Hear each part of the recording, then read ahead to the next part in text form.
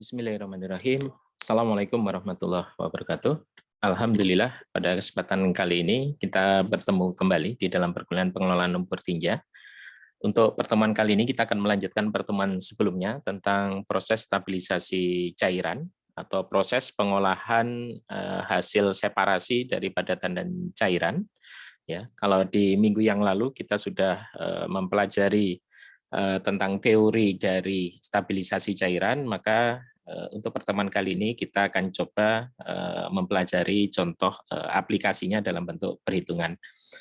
Nah, kalau kemarin aktivitas mungkin banyak di saya, maka pada minggu ini atau pada pertemuan ini aktivitas akan banyak Anda lakukan. Ya, referensinya tetap ada di Pedoman Perencanaan Teknis Terinci Instalasi Pengelolaan Lumpur Tinja (PLT), buku utama dan juga buku A, draft tata cara perhitungan bangunan pengolahan lumpur tinja. Oke, langsung kita ke perhitungan unit stabilisasi cairan. Jadi secara umum, perhitungan unit stabilisasi cairan ini didasarkan pada data primer kualitas lumpur tinja. Apabila data primer ini tidak kita dapatkan, maka sebagai pendekatan kita dapat menggunakan kriteria desain sebagai dasar perhitungan. Nah, hanya di sini harus sangat berhati-hati di dalam pengajuan asumsi-asumsi ya untuk kriteria desain. Karena apa? Karena setiap daerah itu kecenderungannya memiliki karakteristik lumpur tinja yang mungkin agak berbeda.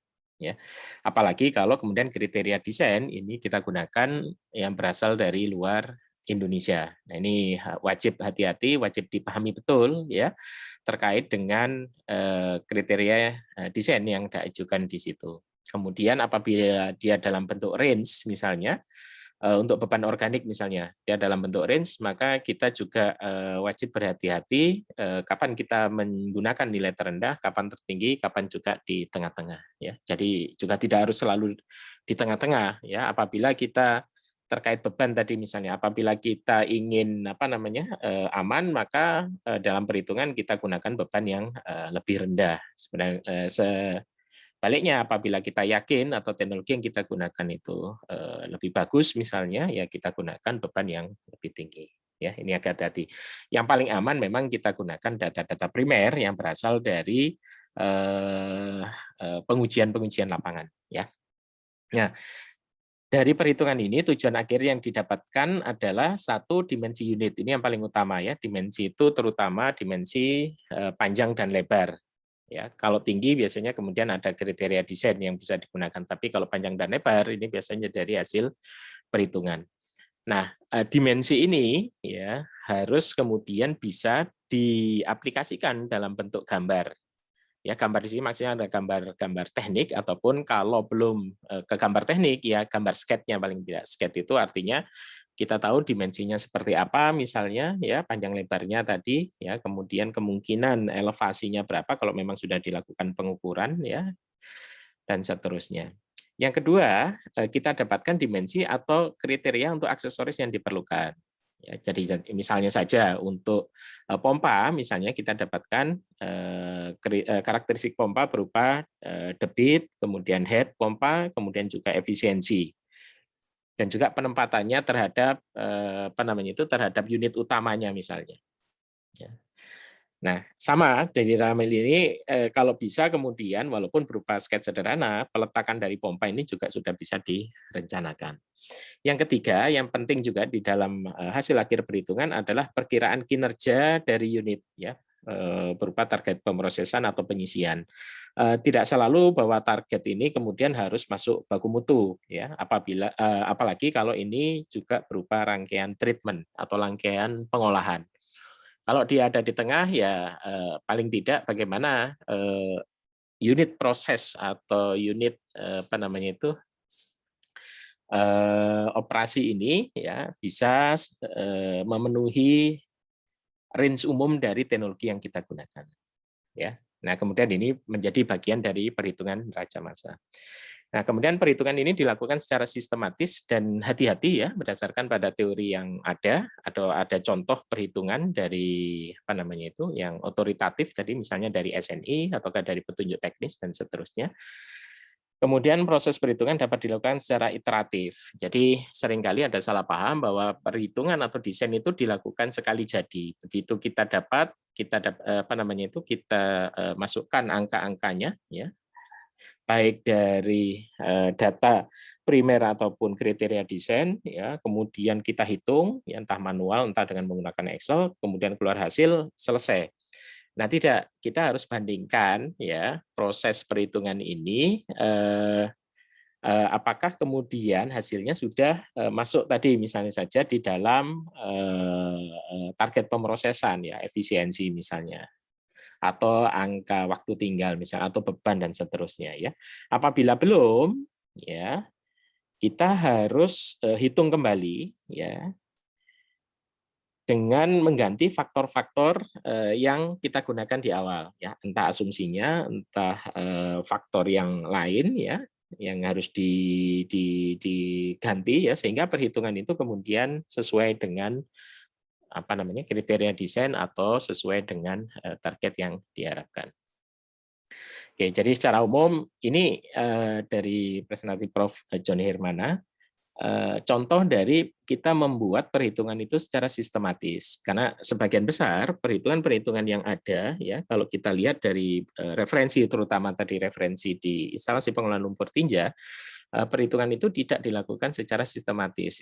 Ya memang sistematis dalam artian urutan, ya, urutan. Kadang-kadang kita langsung masuk ke dalam perhitungan itu, kita sesuaikan angkanya dengan kita tanpa kita tahu apa yang sebenarnya sedang kita hitung. Nah, dengan membuat diagram alir seperti ini, kita akan tahu ini urutan sebenarnya yang kita lakukan.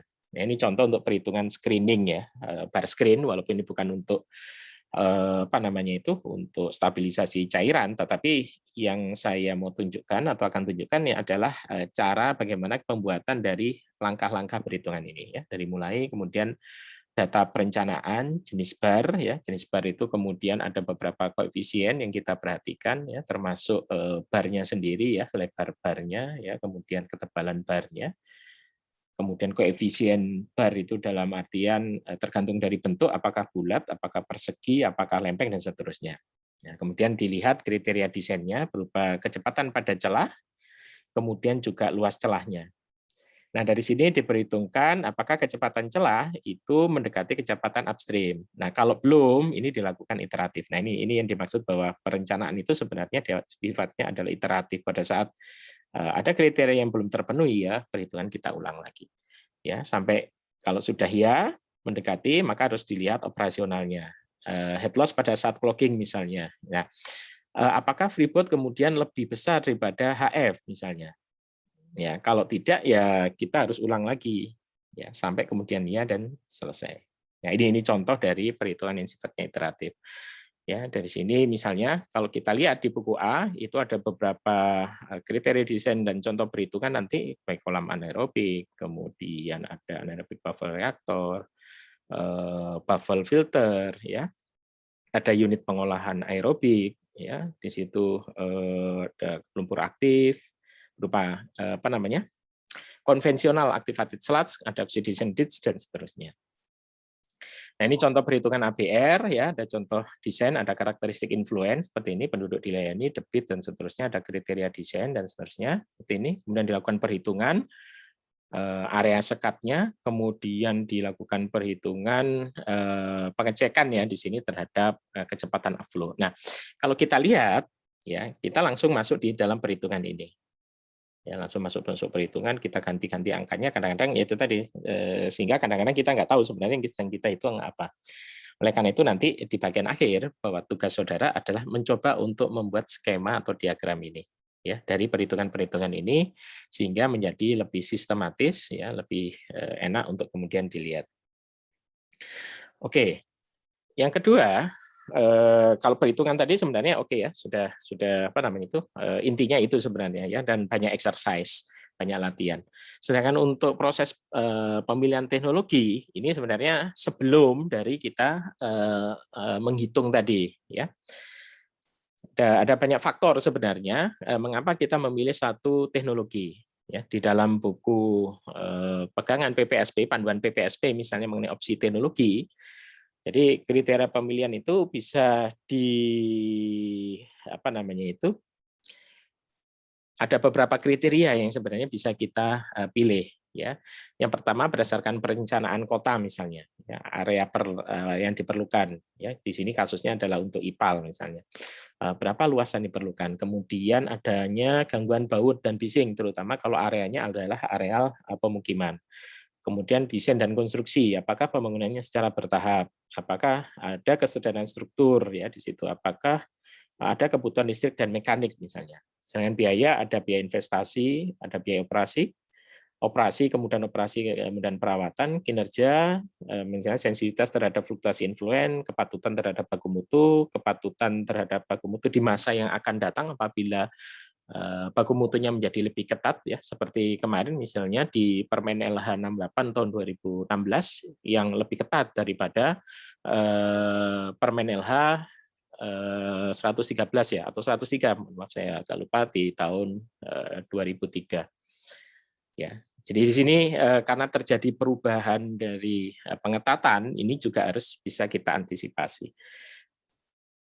Nah, ini kemudian kalau kita bandingkan dengan metode scoring dan pembobotan untuk pemilihan pendahuluan, ya, pemilihan pendahuluan artinya untuk screening awal, ya. Jadi dari kriteria seleksi tadi, ya, kemudian kita berikan faktor pembobot dan kita berikan scoring. Ini untuk teknologi IPAL ya, bukan IPLT, tetapi kurang lebih arahnya adalah mirip dengan ini, ya. Jadi setiap teknologi itu pasti ada plus minusnya. Dia yang plus di lahan ya mungkin untuk investasi dan operasionalnya lebih tinggi, ya. Sedangkan yang dia plus kurang di lahan, artinya butuh lahan luas, biasanya operasionalnya lebih mudah dan biaya operasionalnya lebih mudah. Kemudian juga masalah desain dan konstruksi, penerapan dan seterusnya, ya. Ini menjadi faktor-faktor dan nilai ini sebagai guidance sebenarnya, ya, sebagai arahan saja, tetapi juga bisa kita sesuaikan.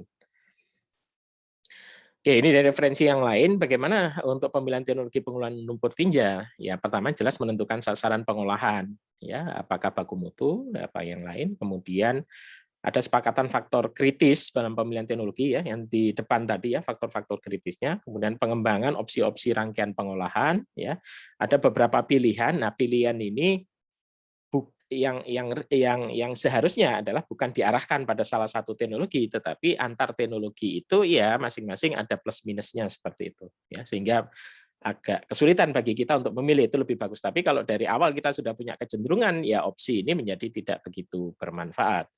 Kemudian ada perbandingan opsi-opsi dan kemudian pemilihan rangkaian pengolahan terbaik.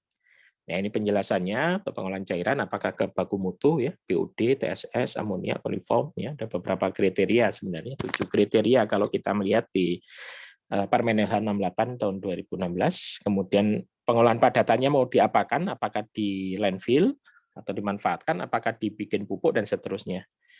Ya, kemudian ada pengembangan opsi-opsi rangkaian pengolahan, ya, seperti apa. Kemudian kita buat treatment train-nya, ya, urutan dari teknologi, uraian dari pengolahan secara tahap per tahap. Nah, seperti itu, ya. Misalnya di sini ada kapasitas pengolahan, ada faktor kritis, ada sasaran pengolahan, kemudian pilihan teknologi separasi padatan cairan, ya, kemudian teknologi pengolahan cairannya apa, pilihan pengolahan padatannya apa, kemudian untuk penerimanya apa.